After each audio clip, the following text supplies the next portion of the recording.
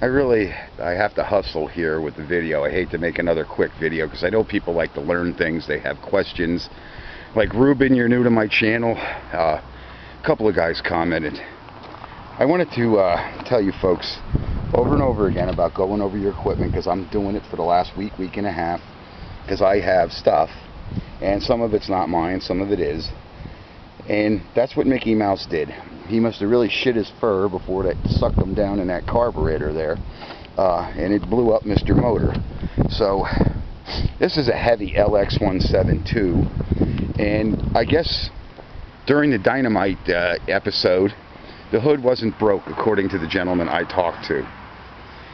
This was the result of panic, trying to figure out what that loud noise was when he was not mechanically inclined.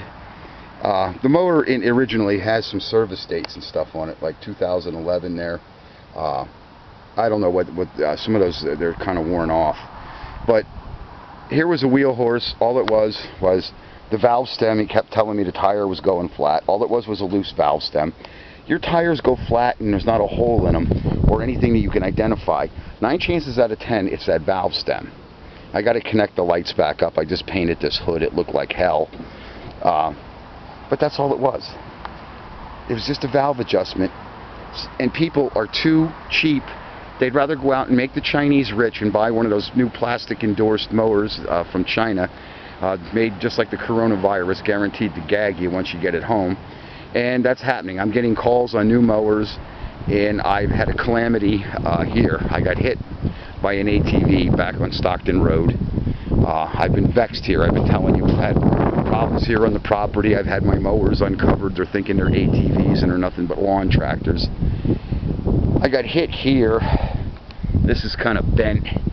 This is the impact, the bumper of the ATV. It was a fairly large dune buggy-like ATV, just like the one that was stealing back here, only it didn't have all the baskets and racks on it. But he clobbered me good, and he sheared off the spindle. So I had to call my insurance company, and I've been dealing with that. That's why I haven't been getting back to people. I know people were calling me. My insurance is calling me, the company. And got another question. How many pictures do I got to send you? What part of A or B? You know, don't you understand? I got blindsided by an ATV. So there was a $200 mower I picked up for $200. Resale on it $6. And this is all back. I got everything I need. I just need weather to do the cosmetic work on her. Man, this old machine really runs fantastic. It starts good. It starts right up. No grief. I don't know. I've had some good luck and I've had some bad luck, like that Troy built there that needs a rear end. And the motor that's going in this LX172 that I have was meant for this tractor. I have an FV550 in there. I think it's a 550 or a 540. But anyway, it's a little bit larger than that motor, and I'm going to see if the profile will fit, and I'm going to assume it will. But for all you folks that are too lazy to open the hood and go over things, obvious things that you could check yourself and put air in your tires, I don't know what's going on, okay? I had some of my things that were on the fritz, like this was a Chinese clone copy built in USA, designed and built. I don't think so. So we had a problem with that mass airflow sensor, and it's just one thing after another. That's why this has to be quick. I'm going to cut metal, and I'm going to show you guys, like I said in the beginning here, how to fix an LX172 hood. And I'm going to show you how to beautify an old dinosaur like this. This old dinosaur is not going to look like this in about a week or two. As soon as the nice weather rolls around here, I got to get that back body off. The front's all disassembled.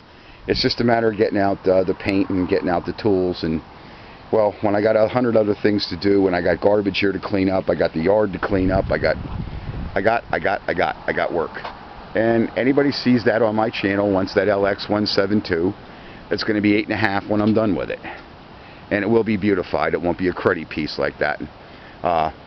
Couple more pesos, and you want a new seat, I'll get another seat for it. If not, I'm just going to get a seat cover probably. They're cheaper. So that's my video. I've got so much to do. Like the old lady that lived in a shoe. I got too much to do. No time to do it. That is my video, and it is the conclusion that as we get into this coronavirus, guys, I can't ship any bikes. I've had call after call on these bikes. And you guys thinking that I have cheap motors and those kits, if you want that Chinese stuff, I'm not into it. This is the type of workmanship that I do. Okay, I go over stuff, I make sure it's all right. I have a new coil coming. That's why the engine covers aren't put back on there. I've got to get a new coil. I might even put it together for shits and giggles, because I got 2 guys that are interested in it, believe it or not. Already. They already looked at it, and it looks like hell to me, but these 2 guys fell in love with it that were here. So I think they're going to come back and buy it maybe when I'm finished. And they really didn't care about the price. He said, you know, up to $1,200. He said he just wanted it. Evidently he had one like this, I guess, years ago, and he said he was sorry, because he has I guess a Briggs 22 horsepower, and he said that 22 horsepower does not have the snot of that 14 horse, and he is correct. Those opposed twins, there's 2 of them there. Those opposed twins they're monstrous in power, especially consistent power. You get into thick, heavy grass with your alleged 22 horsepower the overhead valve twins, they're junk. They're just total junk, especially compared to these. They should bring this design back. It was really a heavy, well thought out engine, and it really works. All right, I got to get back to work. I've had enough for one day with the video. I really wasn't in the mood for it, but I figured I'd let folks know that if you're gonna be too lazy to lift the hood on your tractor or take it to somebody to get it fixed, the most I would have charged them for that valve adjustment and that new carburetor. It did need the carburetor was working wonky. It was working good one minute and not the next, and the choke rod was interfering with the air box. These had a notorious problem with that. You have to make your own choke rod. I made my own in there. It's not the best, but it's the only thing that'll work. And I even chewed out the air box, and it was still hanging up. I chewed it out with a file and, you know, tried to do a nice, neat, professional job, and it didn't work. And this is what you end up at the end of the day, that you can never get it cleaned up. It's the sad, disappointing part of doing what I do, but I get so caught up. I got my own log splitter here to fix. Like I said, I made that when I was in my 20s. It used to be a wheelbarrow mixer, and there it sits. That took a poop. I don't know what else could break. I really don't. I might just break something just for shits and giggles, just to say, hey, something else broke. So that was my week. I got to get going on cutting those patterns and cutting that steel. We're running out of daylight here. It's getting to be beer 30. All right, guys. Thank you.